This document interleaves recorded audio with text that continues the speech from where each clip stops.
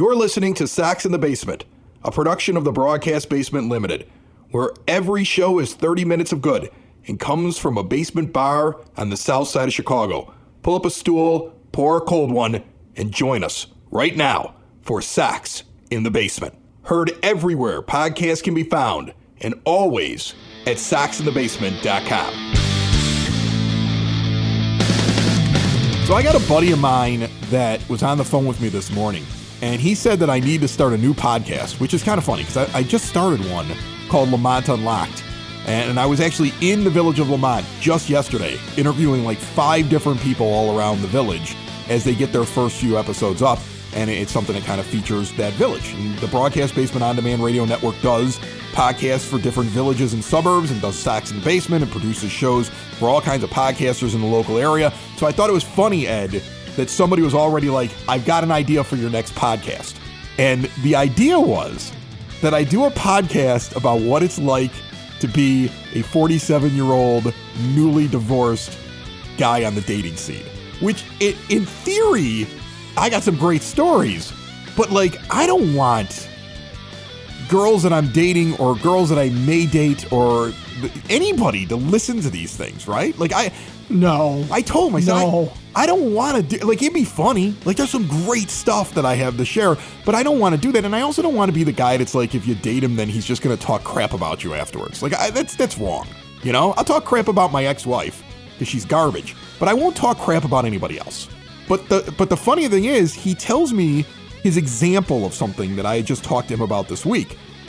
And I was like, that's actually a pretty good story I'd like to share. So since the White Sox, there's not a lot of content. No, not much going on. No, but we are going to get into some moves that happened since the last time we talked. And we are going to get into the ridiculous article with the commissioner of baseball trying to push for a salary cap, which I think is hysterical. We are going to get into that stuff today. But I just wanted to share this one story with you because this one doesn't hurt anybody. This one's just ridiculous, right? So first off, everybody keeps asking me, how are you meeting people? And I hate the apps.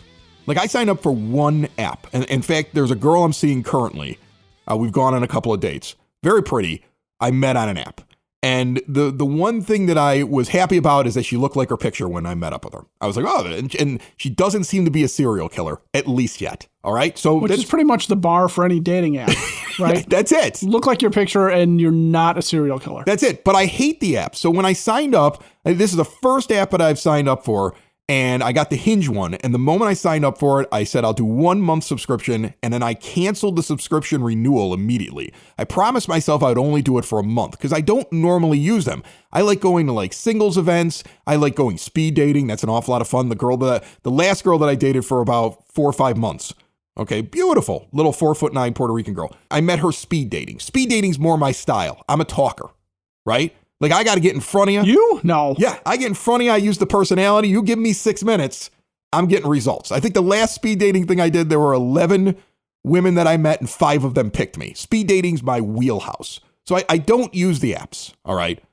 But after I got this Hinge app and after this one girl reached out to me who looked like her pictures and is lovely, I had already said I'm getting rid of this app, so I haven't used the thing. And the other day I get a notification that somebody wants to match up with me. And of course you're going to look at that, right? Like, I'm not actively looking right now. Your curiosity is what it is, yeah. Right. My phone says somebody thinks I'm good looking. Let's go see what it is, right? So I open it up. Now, just to kind of give you an idea of what my page looks like on Hinge, I'm the kind of person who wants to be honest. First of all, I only date one girl at a time. And secondly, I'm brutally honest about myself. Like, I don't have any pictures of me when I was younger. Like, you'll see people, it's like, you're like, whoa, that's a wide array of pictures that range over the last 20 years. Like, what do you look like now? Because we're going to meet eventually. So why are we just trying to put up something fake? Like, the girl that I met off the app, her first thing she said to me was like, you look just like your pictures. Like, she was shocked about it because I put up whatever's in the last 6 months. So in the last 6 months, if you're a guy and you don't take a lot of pictures, because I don't know what guys take pictures of each other, right, Ed? Like, guys don't take pictures of themselves. We're not like at some like event. We're like, ooh, let's all get around and take 20 shots. That's kind of a girl thing. I don't take a lot of pictures of me. So all of my pictures were taken by the last girl that I went out with. Every single picture over the last 6 months or so. They're the most recent ones, but they were all taken by her. So she's in one or two of them, and I don't care. Like, what am I trying to do? I'm trying to make you believe that I've never been on a date before. I'm 47. It's like the guys that go out there and they're meeting girls and they're like, well, I assume that she's just been waiting for me for the last 20 years, even though she has 3 children and 2 divorces. Like, we've all gone out on dates. At this age, we've all been around the block a few times. That's what modern dating is, especially when you're my age and you're divorced. So I didn't think it was weird to put up on my profile a couple of pictures that actually had the last girl that I went out with, because they're the most recent pictures. So the person that reaches out to me on the app, her initial contact to me as I bring the thing up is to start yelling at me immediately. Okay, we're off to a really great start here. What was she yelling at you about? First of all, she was a gymnast, which was intriguing. Like, all the pictures, like she's doing like all these weird moves and she's got her leg over her head and everything else like that. But she's an angry little gymnast, because the angry little gymnast right away is like, how are you on this app when you've got a girl in your pictures? And I wrote back very, very simply. I'm like, these are my most recent pictures, and this is the person I most recently was going out with. So she appears in 1 or 2 of the pictures. Not all of them, just 1 or 2 of the pictures. And immediately, the police officer of Hinge just starts firing off messages about like how I'm a dirtbag, like I'm clearly in a relationship and trying to cheat on this girl on the Hinge app. And I'm like I responded once. I was like, well, I would have to be the stupidest person in the world to do that, to put the picture of the person I'm currently seeing in my app and then go out there and actively do it. Like, I'd have to be a complete jerk. But maybe that's what the scene is like. But for the next day or so, Ed, just randomly, and I eventually disconnected, but I was just intrigued by how angry this person was with me, that they took the time while I'm sitting on this app and I'm not even active on it to just constantly write me angry things about the fact that there was pictures of me with somebody else inside of the app. And that right there in a nutshell is what it's like to date at this age. Yeah, that sounds about right. There is so much crazy out there. So much anger, so much pain, so much hurt, so much bitterness. It's crazy. There is so much. I mean, like, I'm not saying everyone, but man, there's a level of nuts out there that's kind of floating around, right? Like, there are some you're like, I can't believe you're single. And there are some you're like, I get it. I understand it. There's a reason. You're pretty and you're crazy. Like, it is a thing. It is an absolute thing. It's amazing. And it kind of brought me to an idea that I had to wrap this back over to Socks in the Basement. I mentioned earlier I do the speed dating thing, right? And some people always laugh at me. They're like, really? You go do that? It's so much fun. It's a riot. I mean, it really is. Some of them are run well and some of them are run really poorly, but it's so much fun. You just move from table to table and you're like, hi. And you just like, you kind of do your thing and you have a good time. And if you get picked, that's great. And if you don't, you're like, whatever. I had a nice conversation and a couple of drinks and I was out, right? It's better than drinking alone, Ed.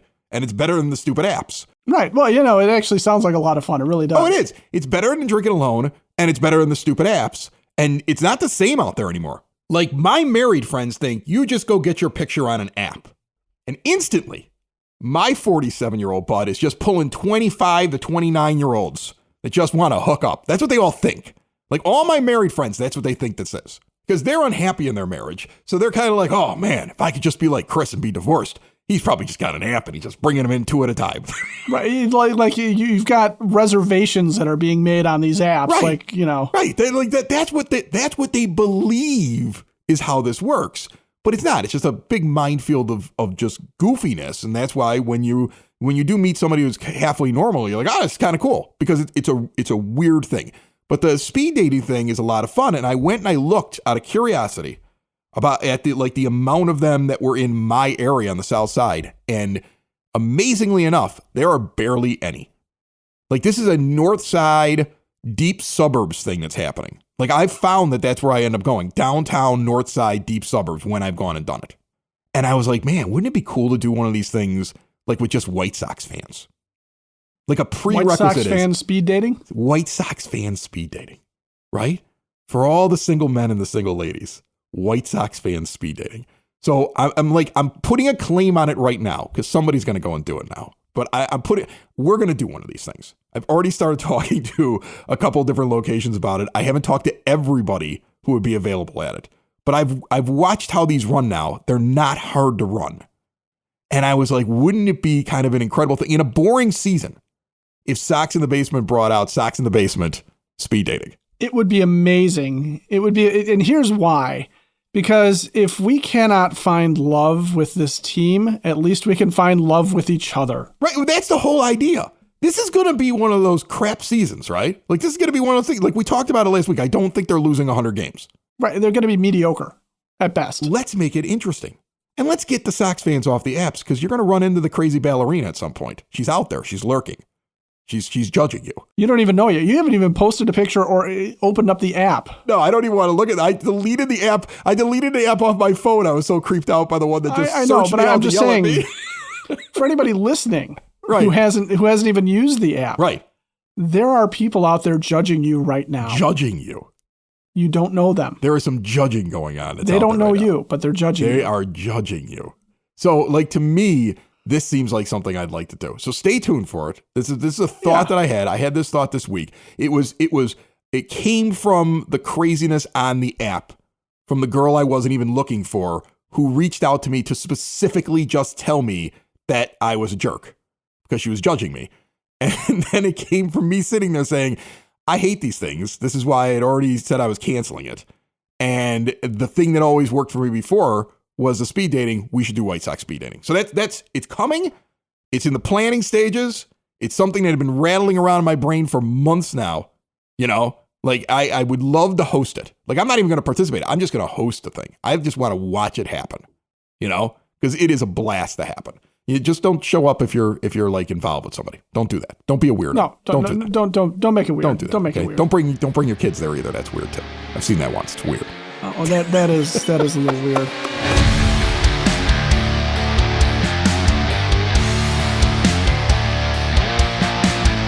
Sox in the Basement listeners, for exterior windows, doors, patio doors, and storm doors, look no further than Window and Door Superstore of Oak Forest, where there are no high-pressure sales. They don't come to you and make a mess in your home with a dingy example window. You go see them in their big, beautiful showroom. See everything they have to offer right there in front of your face. Get a good look at what you're buying and ask questions. There's an owner on site in the showroom. There's an owner on site when they do the install, where they use their own installers and don't farm out the work. They've been doing it that way in Oak Forest since 1985, with all major brands custom made and no stock items for a perfect fit. Window and Door Superstore of Oak Forest is located a half block east of 159th and Ridgeland at 6280 159th Street. See more at windowdooroakforest.com. So speaking of crazy and sloppy seconds in a roundabout way. Wow.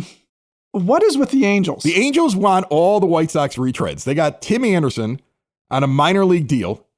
Guys left over from this thing. Yoan Moncada just signs a 1-year, $5 million deal with the Angels. Yolmer Sanchez. Yeah, him too. They're taking everything left over from the White Sox, and it makes perfect sense because they're a trash organization. Like, they got Mike Trout and they've just wasted him. They had Shohei and they couldn't do anything there, and now he's on the Dodgers and he's a world champion. Like, and they had the inside track for Ohtani, remember? Like, that was the only team he wanted to play for. That was it. There was no competition for Ohtani. He was coming and going to be an Angel. Look what was handed to them. Mike Trout and Shohei Ohtani in a major market. Like, we make fun of Jerry Reinsdorf for sucking as an owner because he does. But then you look at what the Angels have done. It's brutal. And they at least here, like I always tell people, you think it's worst with your team. And sometimes it is. I mean, look at our record last year. But at least my front office looks like they're proactively trying to change the way things are done, is ripping some things down to the studs, is changing the international market, and the general manager seems to understand the way that the owner of the team operates. And is like, okay, he's really not going to spend any money. I'm going to throw everything this year into these other things that I can improve. Like, at least he seems to get that, right? Whereas with the Angels, what is the benefit of that? Like, Anderson, I don't think even makes it to the majors. There's a reason he got a minor league deal. He lost it. Whatever it is that he had, he lost. All right. Yolmer Sanchez is not a good player. He's still trading off the one Gold Glove that he won. Right. But Yoan Moncada for 1 year and $5 million. I could see why somebody takes a swing at that, because if he's healthy, he's worth it. Like, if he's healthy at that price, he's definitely worth it for the Angels. Now, I don't know why Chucky Robinson is also on their 40-man, but wow. I mean, they got everybody. They're just gathering the White Sox. It's like last year when all we wanted were Kansas City Royals players. Like, that's kind of how it feels for the Angels right now. Like, Moncada was not worth what he was going to make with the White Sox. Wasn't it like $30 million or something like that? Something like that. Yeah, I mean, he was very expensive for a guy with a bad injury history who had, generally speaking, underperformed expectations. He's going to make $10 million for being bad at baseball. 5 from the White Sox on the buyout and 5 from the Angels now. And the $10 million, like if you give him 1 year, $10 million, and you believe he's going to be healthy, he might be worth that. He could still be replacement or slightly above. Yeah, he might get you 2-3 wins above replacement. He might be worth that. All right. So, I mean, like, that's a great deal. That's the one deal for the Angels that's actually, I'm like, it's not that bad. He's not a bad acquisition for 1 year, $5 million. And the reason that Moncada is only taking 1 year and 5 is because, again, he can take a little less because he got the buyout money from the team, and he needs to prove himself again. Like, think about that.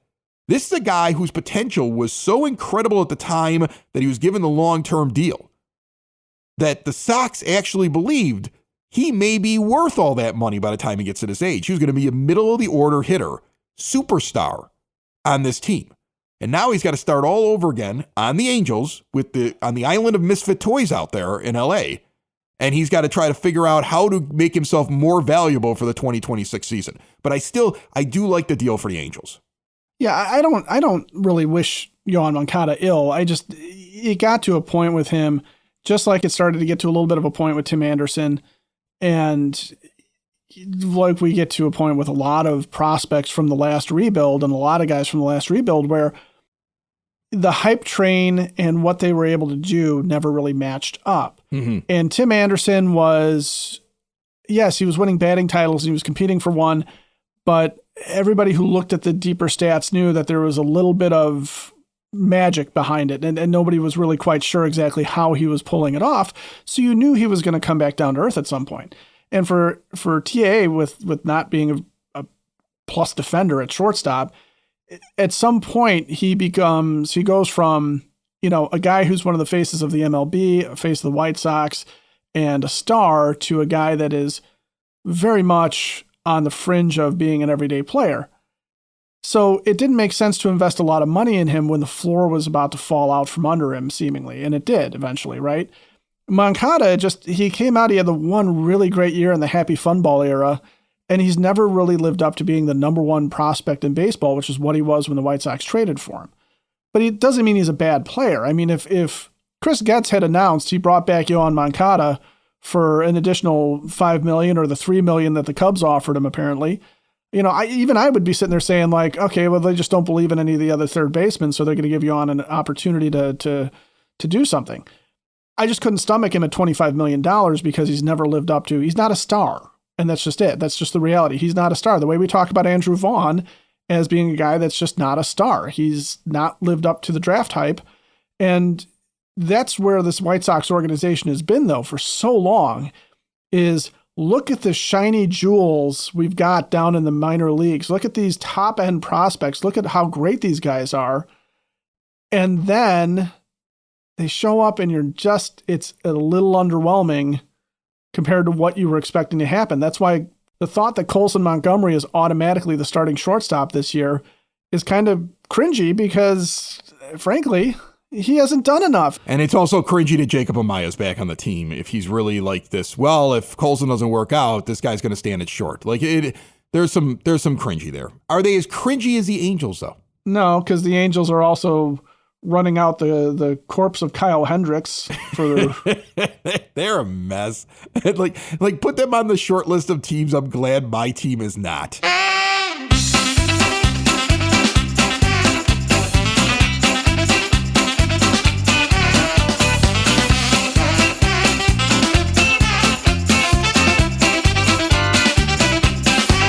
Now time for the Sox Nerd. Dave Marin puts all those tidbits up on the scoreboard at the rate and is with us each and every weekend here on Sox in the Basement all year long. And he's brought to you by the Village of Lamont. Want to experience a downtown with real history, great eats and drinks, and green spaces filled with adventure?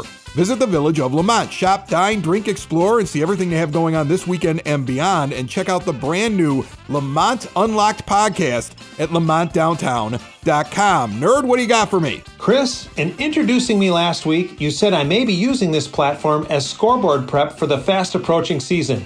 You are correct, sir. And this week, let's do that with a look, Sox nerd style, at Josh Rojas. He was kind of an under-the-radar free agent signing the Sox landed on January 8th. Don't be surprised if you see this guy hitting any place in the order while playing almost any place on the field. In 6 seasons in the big leagues, the 30-year-old Rojas has played 9 positions, including pitcher and DH. Last year for Seattle, the Arizonan played 9 positions. The only places Rojas has not played are center field and catcher. He has made the most appearances, 282, at third base, but he hits the best by far while playing right field. In 41 games there, which is a decent sample size, Rojas is slashing .331, .406, and .528 with 4 homers and 13 RBIs. As a third baseman, Rojas is at .245, .320, and .354. Another interesting stat I mind on Rojas' splits has to do with the batting order. Rojas is way more productive in the first third of the lineup than anywhere else. Batting first, second, and third, Rojas has hit .260 with a .335 on base percentage. In spots 4 through 9, those numbers drop to .229 and .333. By the way, Rojas has made at least one start in every spot in the batting order in his career. Rojas has had tremendous success against the Cubs and in Chicago, where he is hitting .348 in 12 games. The best contest of Rojas' career came on May 20th, 2022, when he launched 3 consecutive homers in Arizona's 10-6 win over the Cubs at Wrigley Field. The so-called friendly confines aren't the only place in Chicago where Rojas has thrived. Rojas had a monster series at Guaranteed Rate Field in 2023, going 7 for 13 with a homer as the Mariners took 2 of 3 from the Sox in August. That, however, was not Rojas' most noteworthy achievement at 35th and Shields. On August 28, 2022, he was the last out ever recorded by a team managed by Tony La Russa. Rojas was nailed at the plate to end the 9th after the go-ahead run had scored in Arizona's 3-2 win in what turned out to be the last game ever managed by Tony La Russa. Before I get to my zinger, I remind you that gems like these and long-form pieces are on my blog, which you can link to at soxinthebasement.com. My zinger? In honor of the 20th anniversary of the World Champions, I'm going to zing frequently about that team, throwing out some gems you may not know about the 2005 Sox. Did you know that the pitcher who led the 2005 White Sox with 70 relief innings was the long-forgotten Luis Vizcaino? Go win some beers with that one, Sox fans. That's it, Chris. Probably more than you wanted to know about Josh Rojas, Wrigley Field, TLR, and Luis Vizcaino.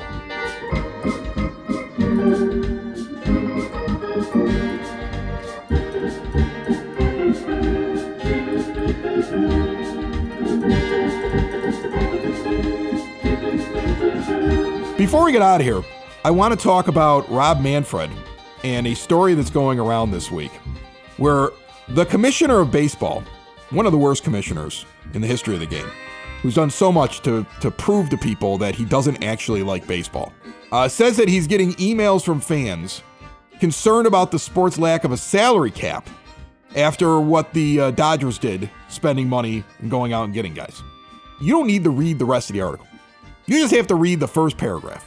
That the commissioner of baseball claims that fans are emailing him and want a salary cap. And the first thing that popped into my brain was, remember when Rick Hahn was trying to tell everybody that would listen that when he meets White Sox fans, they think he's doing a good job? Remember that last year when it was all falling apart? I talk to White Sox fans and they think I'm doing a wonderful job. They get what we're doing, because he was talking to like those people that they're going to buy season tickets no matter what.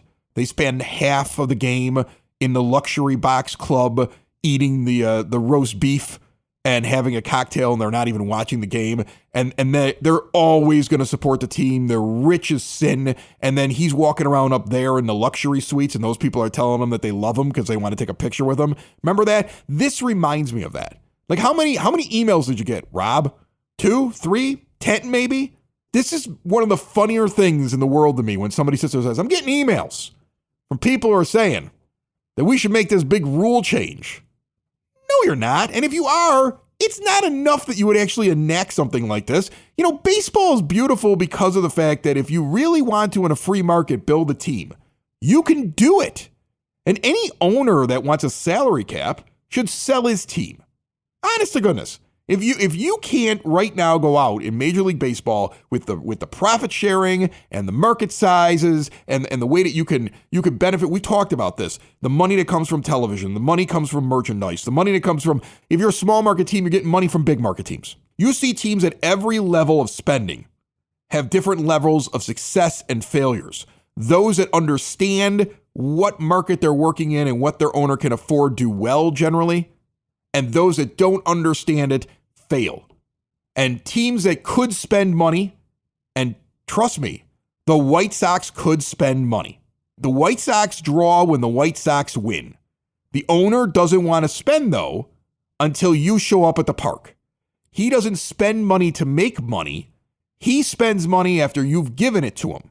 And then he generally doesn't spend as much as he probably should. If he would have put a winner out there, they'd be drawing 3 million fans a year. And you can't tell me otherwise. Because I remember what it was like after they won the World Series. I remember. Anybody who was around Standing room remembers. only. Oh, yeah. There's all kinds of studies. We talked about it before. That famous book, Scorecasting, that goes through different things and says Yankee fans and White Sox fans are tied more closely to the results of the team and what they will spend on than any other fan base in Major League Baseball. The Yankees understand it. That's why they go out and spend money. And they get people in the ballpark. And they make a lot of money. And they've got their own network and all that other stuff. And this other owner can't figure it out. So it's not the salary cap that's hurting Major League Baseball teams. It's poor ownership. That's the problem. So that's why I laugh at this article, and I laugh at Rob Manfred saying, I'm getting emails, people saying we might need to get a salary cap. No, that's not the problem. And anybody that thinks a salary cap solves this, I think is being way too short-sighted, Ed. Well, and salary cap works in the NFL because you can have a top-heavy team in the NFL, and what you can end up doing is spending a ton of money on a quarterback and a running back or a wide receiver, a couple of position players, and just being ridiculous with them. And then it hurts the rest of the roster, right? You have to have 53 other guys. So by forcing the owners to really budget, you make sure that everybody sort of gets a fair shake, right? That there's money left over for veterans who are not just going to be replaced year in and year out by draft choices and non-roster invitee, the undrafted free agents and stuff like that. So it's a little bit of protection for a violent game where people are already having short careers. In basketball, it makes a lot of sense because we already have super teams. They've figured out how to do it. But when you're really talking about a roster of 5 to 10 players, right, you could absolutely max out. And 1 or 2 teams could just absolutely own the entire NBA. So you sort of need to do that to level the playing field. In baseball, that's not really the case because honestly, even though the Dodgers spend a ton of money, one of the things that the Dodgers still have to do is they still have to produce players out of their farm system. And it's not always the case that they buy all of their pitchers or that they buy all of their position players. I mean, if you look at them, last year they ran with James Outman as their center fielder, and he was terrible, right? They didn't go out and necessarily fill up their outfield with guys that could absolutely, murder the ball and were the greatest defenders or anything like that. They'd have moved Mookie Betts around in the infield. He's been an outfielder for most of his career. So the Dodgers are just kind of smart with how they do things. But when it comes time to give Shohei Ohtani money and steal him away from the Angels, they are willing to spend that. The Yankees are kind of the same way. When it comes time to get Juan Soto, they'll make the trade, right? When it comes time for them to get a high-end player, they're willing to spend the money. But you always look at their roster and they surround them by guys that they've developed, or, some homegrown talent or some lesser talent, right? And they just have a few really, really good players and they take care of them financially. A salary cap isn't going to make the Pittsburgh Pirates a better organization. A salary cap is not going to make Jerry Reinsdorf spend any money. That's where it is. If you want to have a salary floor in Major League Baseball, I'm for that. Because then you can sit there and say, okay, based on where payrolls ought to be in this marketplace, everybody should be above this line. I worry about the salary floor because you saw what the A's did this offseason, right? They just started spending, but I don't know if that money was spent well. If you tell a billionaire you have a salary floor, And he doesn't like the fact that he has a salary floor. He's going to just go right to the floor. He's going to go to the floor. He's going to say, you can't be mad at me because I'm above the floor. And it doesn't mean it's going to be spent right. So I don't know if that fixes Major League Baseball either, a floor. Like, I mean, I don't know how it hurts it, but I don't know if it helps it. You know what I'm saying? What I would love for baseball is regulation like soccer. I would love that. I would love it where if they give AAA clubs, I'm not kidding here. Like, I think it would be amazing. Give the ability for baseball teams to move up and baseball teams have to go down and start relegating bad teams. Even if it meant the White Sox could get relegated, it would tell an owner that I'm going to lose a ton of money if I don't put a competitive team out there. Start it off where, like, if you're in the bottom 3 2 years in a row, you get relegated. Like, make it hard to get relegated.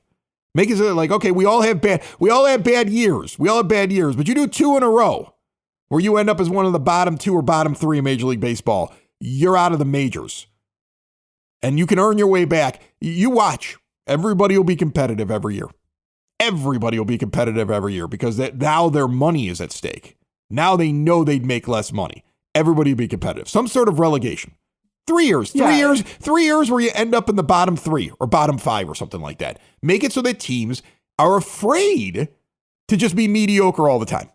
And that owners know that their investment will be lost if they don't continue to invest within it. Like, I would like that more than anything. I'm willing to accept down years. I'm willing to accept off seasons where you can't get your targets. Right. Injuries rip you apart, stuff like that. Like, I don't want you to be relegated for that. So we won't do it exactly like soccer, right? We won't do it like that. But you could have it where, like, if you have consistently for 2 to 3 years placed in this really bottom rung area, then relegation occurs. And I think that alone would serve better than a floor. That'd serve better than the salary floor. Because what you're doing is you're telling the billionaire who made their money somehow, right, that your property is going to be worth far less. If you and that would be the other thing you could sit there and say. You lose all the revenue sharing. You lose all the TV deals. Right. You get relegated or must sell. Right. Or it's the must sell. Or you must sell. You're relegated or you must sell. An incentive for the owners would be the only way that the whole thing would work. It'll never happen, of course. Like, this is all pie in the sky crazy stuff that I'm talking about. But I mean, like, if you really wanted to find a way to make owners spend responsibly and be held accountable to the fan bases, to the team, to the history of the team, to Major League Baseball, to making sure that they're paying fairly to Major League Baseball players, that would be the thing. Have something in there that essentially devalues their massive investment, which is their team, if they're consistently bad at baseball. If they're consistently getting poor results, that'd be the only thing that would ever fix it. Again, never happens. It would never happen because the owners have far too much control in what's going on in Major League Baseball. I mean, it's the cartel, essentially, with a commissioner who doesn't even like baseball and keeps changing all the rules and really just answers to them. It's not like Kennesaw Mountain Landis is out there now telling the owners, I'm the commissioner, I'm here for life, and I do whatever I want to. That went away. Yeah, but Chris, what if we email Rob Manfred all these ideas? Well, who knows? I guess we could email him. Again, it's so ridiculous. That'll help, right? Listen to me. If you don't believe that it's a big giant cartel and none of these owners are held accountable, then explain to me why John Fisher, after everything he did with the A's, was put on the 8-man executive council this week. Because he's an owner that the rest of the owners want to listen to because he's doing such a great job out there. Sox in the basement. Sox in the basement. Sox in the basement. Sox in the Basement. Heard everywhere podcasts can be found and always on soxinthebasement.com.